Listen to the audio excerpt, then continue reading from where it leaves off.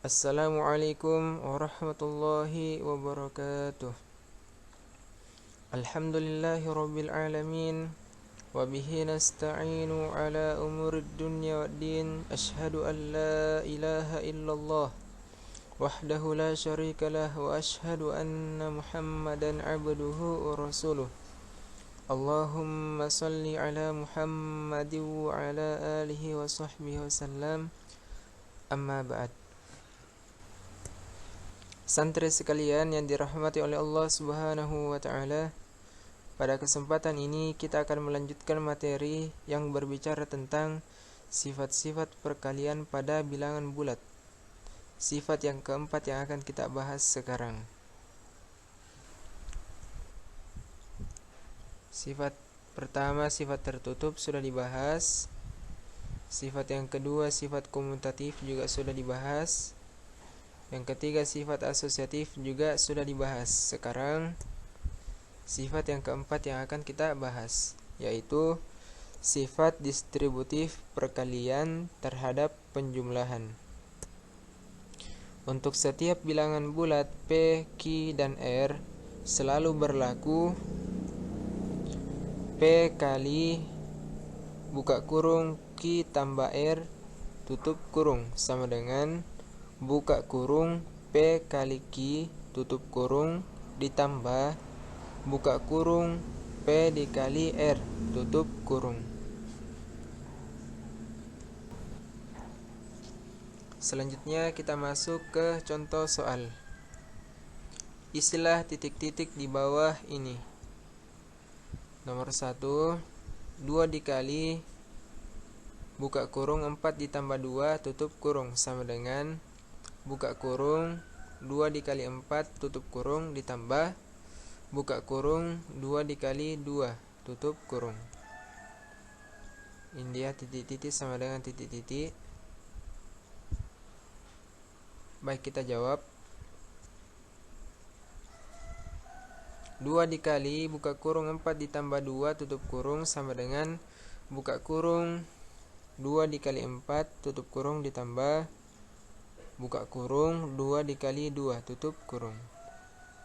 Yang akan kita selesaikan dulu di sini yaitu di ruas kiri, yaitu 2 dikali buka kurung 4 ditambah 2 tutup kurung.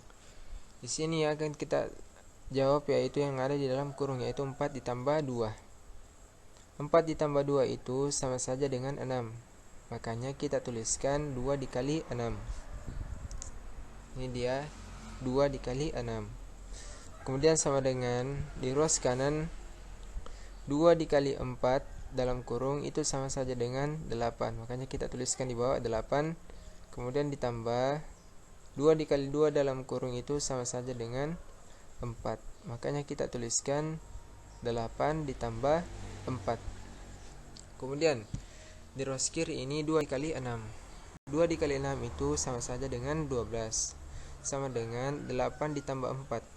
8 ditambah 4 pun jawabannya juga sama dengan 12. Makanya kita tuliskan 12 sama dengan 12. Kesimpulannya adalah 2 dikali dalam kurung 4 ditambah 2 sama dengan 2 dikali 4 dalam kurung ditambah 2 dikali 2 dalam kurung. Kemudian kita masuk di contoh soal nomor 2. 2 dikali 4 ditambah negatif 3 dalam kurung sama dengan 2 dikali 4 dalam kurung ditambah 2 kali negatif 3 dalam kurung. Baik, kita akan jawab. Kita selesaikan dulu yang di ruas kiri. 2 dikali 4 ditambah negatif 3 dalam kurung. Kita selesaikan yang ada di dalam kurung. Kita selesaikan yang ada di dalam kurung 4 ditambah negatif 3. 4 ditambah negatif 3 itu sama saja dengan positif 1. Makanya kita tuliskan 2 dikali 1. Ini dia. Kemudian sama dengan di ruas kanan 2 dikali 4 itu sama saja dengan 8, makanya kita tuliskan 8. Kemudian ditambah 2 dikali negatif 3 itu hasilnya sama dengan negatif 6. Makanya kita tuliskan di rows kanan 8 ditambah negatif 6. Baik, di rows kiri ini 2 dikali 1. 2 dikali 1 itu sama saja dengan 2, sama dengan di rows kanan 8 ditambah negatif 6, hasilnya juga sama dengan 2. Makanya kita tuliskan 2 sama dengan 2. Kesimpulannya adalah 2 dikali 4 ditambah negatif 3 dalam kurung sama dengan 2 dikali 4 dalam kurung ditambah 2 dikali negatif 3 dalam kurung.